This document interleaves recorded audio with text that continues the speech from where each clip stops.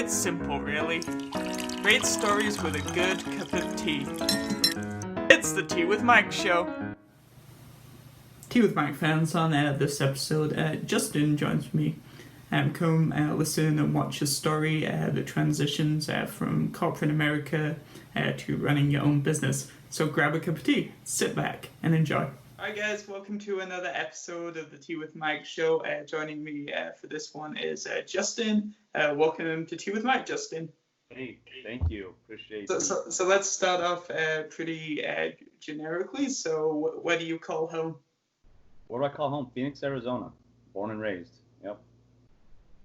And you've been there your entire life? I have. Yep. Yeah, went to college out here, ASU. Did a little bit of traveling, but yeah, just mostly just all out here. Oh, awesome. So then, so what were some of your favorite subjects in school? I used to really like math growing up. Always wanted to be an engineer, following my dad's footsteps. He went through college for it. My uncle's an engineer. Oh wow. So I grew up with that. So it runs in the family. Yeah. Now, did you feel kind of added pressure because it already ran in the family, or did you genuinely enjoy math, which is a big part of mechanical engineering? That's a great question. It was a little bit of both. I think it was, a lot of it from dad saying, you got to go to school, get a good education, all that fun stuff, right? That we all grow up with. But I think I really liked it at the time. Okay. Yeah, I think it was really something I wanted to do. Oh, there's my cat. Sorry about that. My cat's going to be popping in and out here. That's cool. Should get us some more hits, people like animals. Hey, he's right here. He'll probably come by and stand right in front of the computer. I don't know. He's a cool cat. So yeah, growing up, it was kind of, my thing to be an engineer. And then I found out in high school, I was dual enrolled in some community college classes. Okay. I didn't know what I was going to do. So I was kind of floundering in high school, but made my way back to engineering after high school and finished it and graduated at ASU. Awesome. And so when you were at ASU, of the mechanical engineering is pretty broad. So what sort of kind of like classes did you take? Were there any that kind of stood out for you? Did you just kind of choose to specialize in a certain area of engineering? Yeah, I think so. With a mechanical engineering degree, you take a lot of the basic, statics and structural classes. Some design. So I really liked the design classes. I didn't like the pressure of school, just being rushed, trying to get through every class with a passing grade, and that was kind of annoying. But I really took a liking to the design classes, the computer aided engineering ones. Those are fun. And then really liked it when I graduated doing that and being a project engineer, so I could kind of utilize my talents in being OCD, like overseeing start to finish, and designing the project, the parts as we went along. So that was fun. I like that one the most. Awesome. So kind of how did it feel when you graduated? Because my understanding is, correct me if I'm wrong, that there's a high dropout rate in engineering in general. I felt great. I was on cloud nine. Parents were really happy. Family was really stoked about it. I thought I was part of that elite. You get through it. You hear that a lot. A lot of people don't make it through engineering. It is tough, not gonna lie, but at the same time, I think it's overhyped. I think anyone could do it as long as they just stick to the grind and just go through it. That was the one thing my dad would always tell me growing up is, if you don't understand this subject in math, you're not going to be an engineer. And if you don't do this, and I'm like, ah. So you kind of have that, but going through it, it's just buckle down and anyone can do it, Awesome. And so it was a 4-year degree? Yeah. Mm-hmm. Awesome. And then so obviously went to university, and then you graduate, and then so how long did you spend working in corporate America? I spent about, I think up to this March 2020, about 6 years. Yeah, 6 years. Graduated in 2014, and just got out of corporate America this year. Awesome. And so what did that time in corporate America teach you in terms of skills? This is a great question.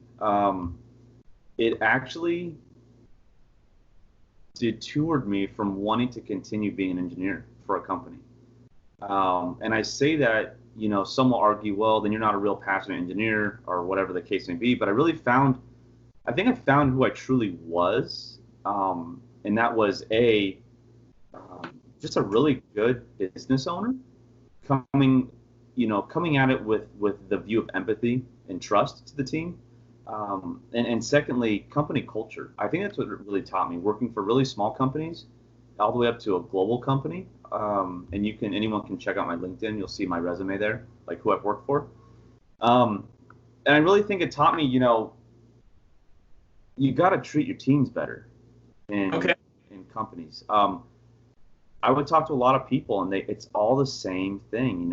We're just a number. We're just here to do a job and go home. And it's sad to hear that. It's like really sad and depressing to hear that. And I just feel for them. So I think corporate America really taught me to say, hey, how can we disrupt this industry? And what can we do to change this? This is 2020, and this shouldn't be happening. The 1960s and 70s and 80s, they're gone. These methods don't work anymore. So I think it's taught me that. Gotcha. So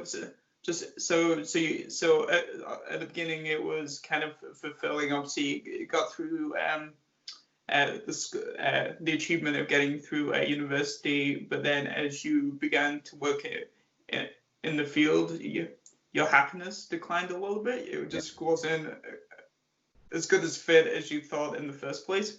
Yep, exactly. You were just kind of put into a cubicle, and you do a lot of emails as an engineer. A lot of emails. Yeah. Even people who had masters that I was friends with out of the school, just a lot of emails. So nothing wrong with that, I guess. It's just yeah. So it would be fair to say you gave it a shot, but you just wanted something more. Yeah. Like I had the whole mentality of going to school. This is how crazy I was. Going through the 4 years at ASU, I really thought I would come out and work for one company and retire with them, like ranks, and retire with them at in my 60s. Right. I heard those stories from my dad and my uncle growing up. My uncle is actually, I think, literally to this day, still at his same company, and he graduated in '85 from ASU, and it's just like those days are long gone, Yes, and I guess world economics are a lot more volatile. Yeah. Things like that. People are always chopping and changing.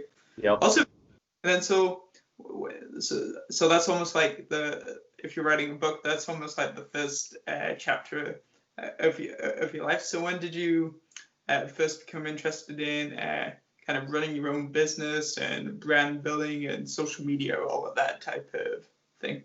Yeah, so that actually came into play 2015, I think it was. So about a year out of school, one of my good college buddies, he was doing a side project for his dad for Father's Day, and it was a really cool project. It was basically you had 3 aluminum plates, like sheets, right? So they're not very big, they're about this wide, and you black anodize them, and then you laser engrave an image across all 3.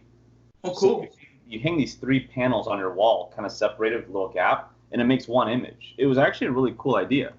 So we started the company. It was called Contrast. I think the Facebook page is still up. It's with a K. People still like and view the page. It's really fun.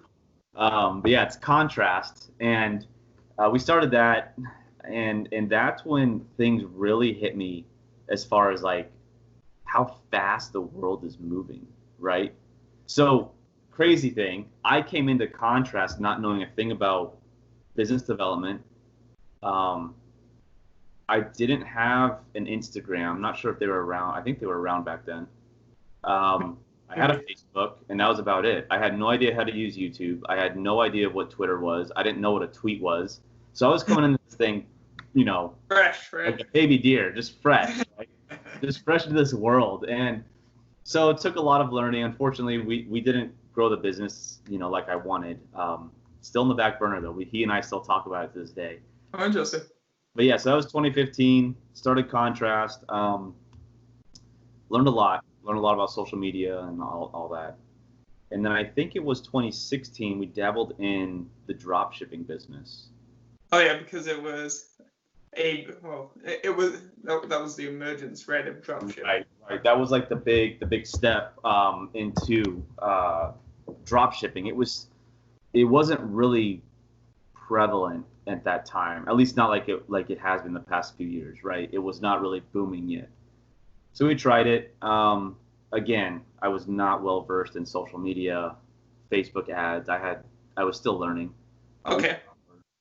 So that one basically, we just had to close that one down. It just wasn't working out. Cool concept. But again, the market's so flooded with that now, and it's so awesome. So what did you kind of learn from trying to start two different types of things and then them both not quite working, at least in the present day while we're talking? Right. Learned retrospect now, I learned, and I guess we'll kind of get this in later in the call, but learned that you really got to just hone in on either what you're good at, or tackle one thing or several things that 100,000% you can handle at a time, because doing two is tough. It's very tough. And I didn't realize that until actually this year when I left the day job. So also, and then so during obviously these two early businesses, if you're reflecting on them, is there like maybe 1 to 3 top tips that you learned, or things you would never do again? Right. Things I'd never do again. Man. Well, what I learned was basically it's okay to fail. That's my first and foremost go-to. I've learned that failure is okay. You go to school, at least in engineering, being taught that you have to get the right answer. You got to carry it to 3 decimal places, 4 decimal places. And so you're so like obsessed with not failing. Colleges and universities are almost not helping you in a lot of ways prepare for the real workforce, because they talk about plan A, you take whatever, B, you get a job, but there's more percentage of people that doesn't work for that actually succeed. Right. And so yeah, it's so true.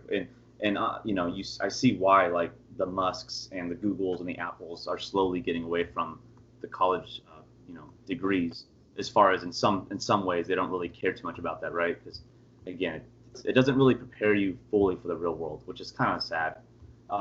So the biggest thing is failure. Failure is okay, and you're gonna fail, and you're gonna fail again, and then you'll fail again 10 more times. You'll lose those deals. It happened to my athlete box, but you pick yourself up and you move forward. I think the biggest thing is when you fail, to be transparent with your team. Hey, here's what happened, but here are some possible solutions I came up with. Let's move forward. And in order to implement for next time. Yeah. Yep. And you're golden. It's everyone's a human, right? So. Also, yeah. And did you have a third piece, or are they kind of So the third one is don't. I think the biggest thing is, and this is something I'm kind of going through recently, and I don't know if it's just me, but everyone's going so fast, right? So fast. But you only see the quote unquote overnight success, right? You don't see what the struggle was to get there. Right. Like just today, I found out that Uber bought Postmates for $2.6 billion. Oh. Like that's crazy. Like that is. But again, people don't see. I didn't know that Postmates was actually founded in 2011, 2012. You don't see that. You don't see their struggle. So I think the last point to take away is, as hard as it is, it's okay to kind of slow down a smidge. Like you don't got to be the next Uber like overnight, right? You got to like get there. And we're learning that with my athlete box. Like stuff just takes time. You got to just work as fast as you can, but understand that, we're all human, right? And I struggled with that for a long time. Like go fast, don't sleep, just keep going. The big players out there don't sleep, and you really can't have that mindset, or else you are gonna fail. Yeah, like majorly fail, right? Not just fail small. You're just gonna close down business indefinitely because you think you can't do everything. Right, and also you definitely don't have you have less than 1% of the resources that some of these major people and companies do, right? Right. Cool, awesome. So this is definitely an awesome transitions. So before we transition into talking a little bit about athletes box, right? Yep. Um, and obviously it's based around fitness. So has fitness always been something that you've been interested in personally? In high school, I really was. I took a lot of weightlifting classes. I played tennis. I always kind of wanted to be a quarterback, but just never went for it. So yeah, and then I think college came and it just like reset everything. Okay. Drinking the energy drinks or staying up late, your body. Right. The engineer life, college life, university, yeah. Yep. So I fell into that trap of not eating healthy, and so I was real unhealthy coming out of college, and then slowly started getting into it. I think a couple years out of school, started drinking more water, eating healthy, getting better sleep, and so I lost, I'd say I probably lost a good 25 pounds or so in those couple years after college, which is awesome, and then. Being now in the fitness box with what we're doing, I'm definitely more into it. I'm exercising a lot more. Our founder, my amazing girlfriend Ursula, um, she's been getting me into her workout routines, the HIIT routines, and just finding new things to try. So it's been fun. Awesome. So you definitely say you've become more health conscious as you've gone through your life, and cool, awesome. So do you want to tell everybody a little bit about your current business and kind of how you got started in it, and a little bit about its vision and how you think it can help people? Yeah. So so my athlete box is the current main business I'm running right now. It's taken up all my time and energy, and we started it in late 2017 with the idea to bring other hardworking, busy women out there. Not just a subscription box they can order every month, but services. So I knew. So Ursula went on her own fitness journey several years prior to 2017, and she lost a lot of weight. She did it the hard way, eating healthy, just sticking to a routine, et cetera, et cetera. And so I knew the subscription box business was still on uptick. It was still very much booming, still is. But I wanted to go beyond just the boxes, right? So this is kind of where my experience came in with Contrast and the other brand, of learning, disruption, right? How to change the industry, how to make it better, how to stand out from the competitors. And I wanted to offer a bunch of services. And so we launched in 2018 with a very big box. It was kind of just too big, old logo. It's actually this logo I have in my hat. That's our old logo. The other hat that I wear every day with our new logo is all sweaty from sports and working out. So I still have this guy I pulled out of the closet. But we had a big box, not very many vendors, like partners, right? We were still new. Took it to a few events, and at the events, we learned from most of the millennial aged women were super pumped about it. They were like, "This is cool. Yes, you guys need work to improve on, but this is a great idea." Because so what sort of things were in the box for people that have like no idea about what the subscription box is, etc.? Yep.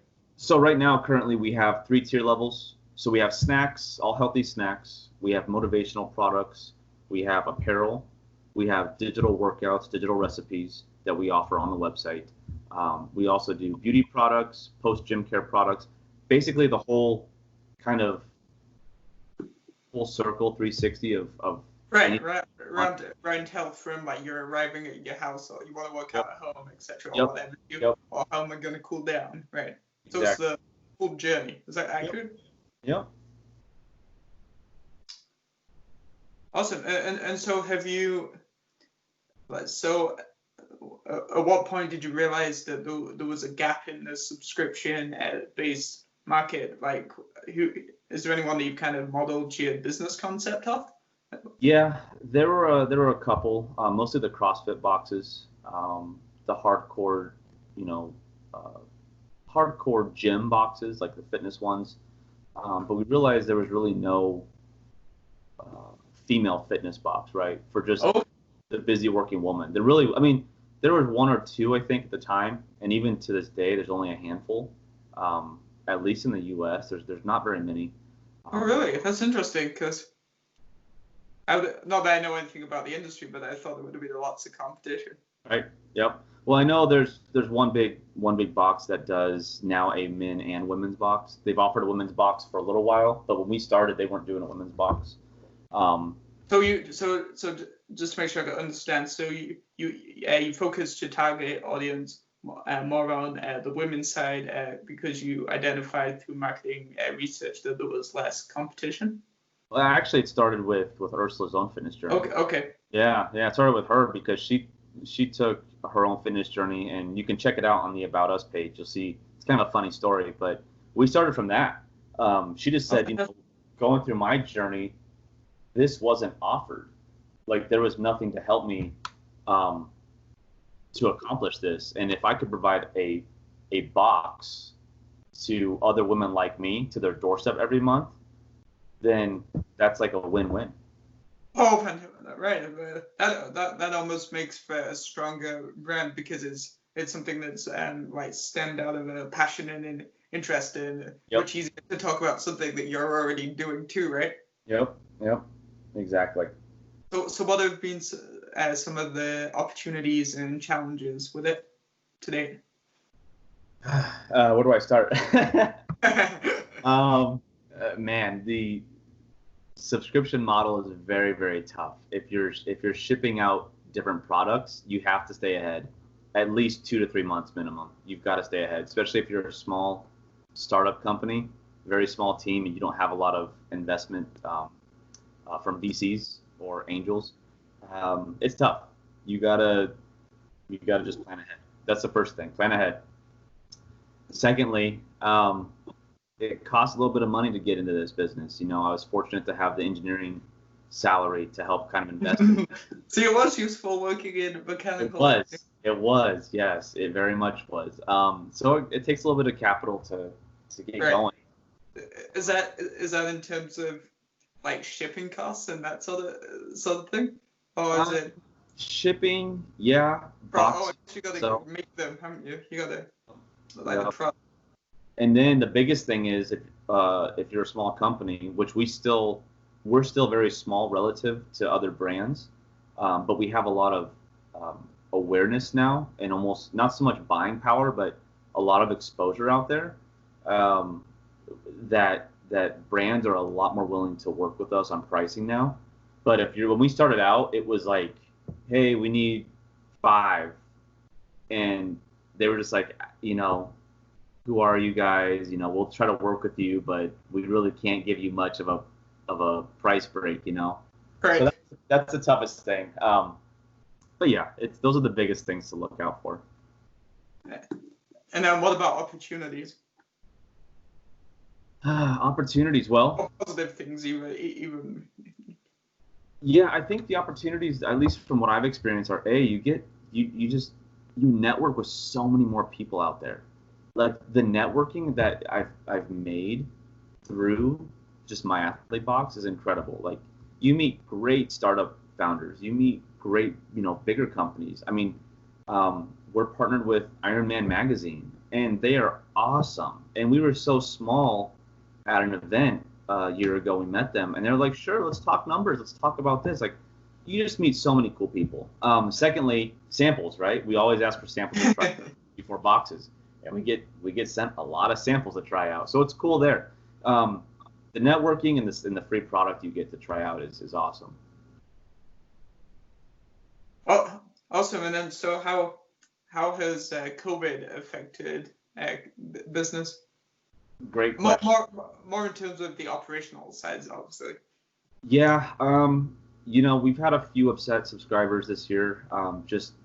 It's been crazy. We've had a lot of delayed shipments this year, but we've also had the benefit of getting some product at no cost because some of our vendors, like just before this call, our product specialist Brittany called me. She's like, "Hey, I gotta let you know something great that happened. And there's a sunscreen brand out there that's struggling because baseball stadiums are shut down. They said, hey, we'll send you products, just promote it, and like let's do it. So a lot of those great opportunities with brands, like saying, hey, we're not going to events. We normally give these away at events, so we're looking. Oh yeah, that's true. Actually, yeah. So and they would have already allocated it probably within their budget at least. Yeah. And secondly, the biggest thing, and the kind of where I'm trying to take the business is the home workouts. Like everyone is really looking to do more home fitness, and I think that's going to be the trend in the next 5 to 15 plus years. The Pelotons, the NordicTracs, all those types of companies, and fitness in general is going to be geared, I think, more towards in-home fitness. Interesting. And was it already going that way, and COVID just sped it up? Yeah, I think so. I think it was going that way. The waters were being tested with Peloton. Before they went public, I could see it happening. I could just see that trend, and then I heard their podcast on How I Built This. They were on How I Built This podcast and heard about their journey and what they were doing, and I paid attention, and I could see they were trying to disrupt that. And when they went public, that just helped it there. And now with COVID, it's just like that just kind of shot it even further ahead. So we're trying to really take advantage of what's happening right now in the best way possible to help women at home and even men. If you checked out our shop, we're dabbling in a few more niche boxes. So interesting. So yeah, interesting. So starting in one area, but hopefully building that. Nice. Well, I fought with Ursula since day one that I wanted to do a men's box. We wanted to really stay true to the female market, which is fine. That was no big deal. But it's like, come on, why don't we just try a men's box? And at these events, we would get men that would ask, hey, do you do a men's box? And we were just like, oh, interesting. And I always point to her. I'm like, talk to her about it, and she would just give me this look. But so yeah, the Ironman magazine box is more gender neutral. Awesome. We're launching a dodgeball box for the dodgeball community.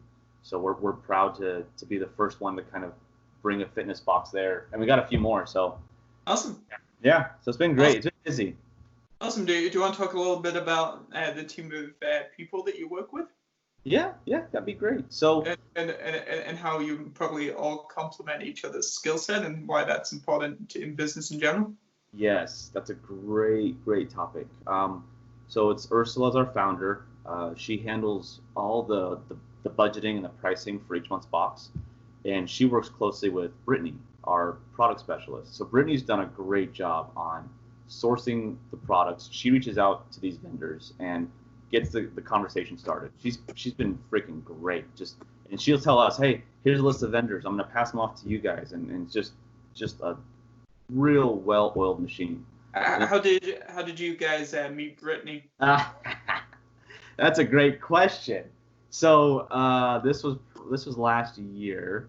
Her mom had bought her a 3-month prepay to a Slim Fit box. Okay. And what was funny is, sorry Brittany if you're watching, sorry. Her mom had a comment, we'll say, about the packaging that it came in. So it came in our bubble wrap, purple bubble mailer. So Brittany was a user of the product before. Yeah. Yep. Yep. She was a gift recipient. So her mom got her this as a gift. And so I got an email from her mom one day after the first box went out, just kind of saying, hey, I was kind of hoping it would be in a cardboard box, a little bit nicer. This is a gift. And so instantly I got on, me being who I am, I responded immediately, said, hey, we typically don't do this, but it was a gift for your daughter, so I'll fix this, and your last 2 boxes will be an actual cardboard, the box that we send out to our top tier boxes. Oh, okay. Yep. So I did that. She loved it. Brittany loved it. Her mom was super happy about the change we made. And if I recall, I think I just threw it out to Brittany. I was like, hey, I asked for a product review, and then she went into detail about what she does. And it's like, oh wow, you have a lot of experience in health and wellness. You're trained. Like are you interested in a position to help us kind of grow? And that's kind of how it started from there, and it's been great ever since. Awesome. So going back to creating the most out of a random moment, and then doing networking. Yeah. Because it could probably ended with losing a customer and a bunch of bad press, but because of the timely response, you turned it into something more. Yep. And that's the thing you got to learn. I do take that one note from Bezos is customer obsession. We call it subscriber obsession, and we're trying to get better at that because it is true. You got to go above and beyond for the subscriber, and So But that was just to interject, especially kind of like right now when people are reviewing their finances more carefully and they're really thinking hard about where they're going to spend half the amount that they used to spend at 5 brands, right? Yeah, it's so true. It's true. So that was Ursula, Brittany. We have Austin. So going back to the early days of, I mentioned contrast. So I bugged Austin for a long, long time because Austin's very good. He's an engineering buddy of mine. He works a hell of a lot faster than I can work, and he just gets stuff done. He's more logistics and back-end support on the website, on processes, procedures, but more so logistics. He's the logistics guy, and he kind of likes to stay behind the scenes. And I'm more business development, fine-tuning processes and procedures. And that's my forte, right? Talking to potential vendors, talking to subscribers, and just keeping the team happy, upbeat, and moving along. Awesome. And then would you say that you apply any of the skills that you kind of learn as a mechanical engineer to this? Yeah. I would say being detail oriented, but that's also kind of just who I am. But I think, really watching each step, especially when it comes to like pricing models and proposals, you really got to be careful with that and look at every angle before making a call. Fantastic. Also, let's have a little pause. So do you have a favorite type of tea? Oh man, I was fearful of this question because I'm gonna get blasted from you, I bet. So to be honest, my favorite kind of tea, and I haven't, I'm not fancy. I haven't dabbled yet in all the teas, but I like a good English breakfast. Nice, me too. I know it's so standard and basic, but I'm pretty like standard for the most part for tea because it's just those things that you don't want to dabble in because you want to trust that this is good and this will always be good. Yeah. So I drink a lot of Yorkshire tea and English breakfast teas, strong black teas for the most part. So yeah, so it wasn't a terrible answer. I felt like it would be. I have tried the Yogi brand stress relief tea. Okay. It's all right. It's good. It kind of does calm me down, but I don't know if that's just because it's like mental marketing. You see stress relief, and it's like, helps. But yeah, English breakfast is that's what you think. Yeah. English breakfast is my go-to. That's my tea. Awesome. So then when you're not busy promoting your brand and obviously all the how time consuming it is there anything you like to do to relax? I've been taking up disc golf a lot more past few years. Nice. We all go and play. Ursula's getting really into it. I think more than me. But my problem is I think I work too much. I focus on work too much. I'm trying to get us to the next level, and so I don't take enough time for myself, which is I'm working on it. I always promote it on my social media. Take time for yourself. But then I see what Musk is doing, Bezos. I'm like, oh, I got to be like them. I got to be, the next big thing. Those guys are nuts. Yeah, they put a lot of years into their craft. So I think for me, I think disc golf is my escape from a lot of it, and it's good exercise, it's a good workout. How do you play disc golf? How do you play it? Yeah. So it's just like golf, except you're throwing specialized discs around into cages. So you have 9 or 18 holes. Okay. And each one has par. So you have like a par 3 or a par 4, depending on Oh. Yep. All right, so it's literally the same, but it's a disc moving. It's instead of. Yep. Exactly. And you throw it to this big cage, and that's it. Yeah. You have putters, so you can make your putts. You've got your fairway drivers. How big are the discs? I would say, shoot, roughly, what is that? Like 8, 9 inches diameter. Okay, so they're quite big. Yeah, yep. And then you have they're different weights and they travel different distances. So depending on how far away you are from the cage. Yeah. Is it so? Because it's still like golf, right? You're still swinging a club. No, you're throwing a frisbee. Oh, You're just letting it rip. Yeah. And you're throwing. So some holes are like 300 feet. Some can be 600. The farthest we played on was a course out in Arizona that had over 1,000 feet. So it was pretty far. It was like a par 5, I think. How far can you throw it in one go? I think my max was 350, 360. That's far. It's not very far. These pros, no, the pros are doing upwards of 500-600 feet at a time, like easily. Yeah, it's crazy. So it sounds like you can throw a disc a lot further than you can hit a golf ball for the pros. Maybe, yeah. Let's see. Oh, my top is 411. Sorry, 411 feet's my max distance. That's pretty good. Yeah. It's so fun. How long does a round of disc golf take? Is it 9 holes? It's being how fast you go. 40 minutes, 30 minutes. Also, it's a lot quicker than playing golf. Yeah. Well, 2 rounds. A round of 18, or 1 round of 18, or 2 rounds of 9 could be 2 hours, 2.5. Yep. And if you have, a little bit longer. Nice. And then what's one thing that you would kind of like to do next in your life? That's a good question. I'm trying to. I would really like to do a lot of company culture and podcasting, which kind of came around full circle from the day job. I'd really like to help companies rebuild their culture or build strong cultures at their startups. Yeah. I never really. So that maybe I should have asked this question earlier, but so if you were to describe your personality to someone that's never met you before, how would you describe it? I think emotional. I can just, for the most part, I can relate to people pretty well.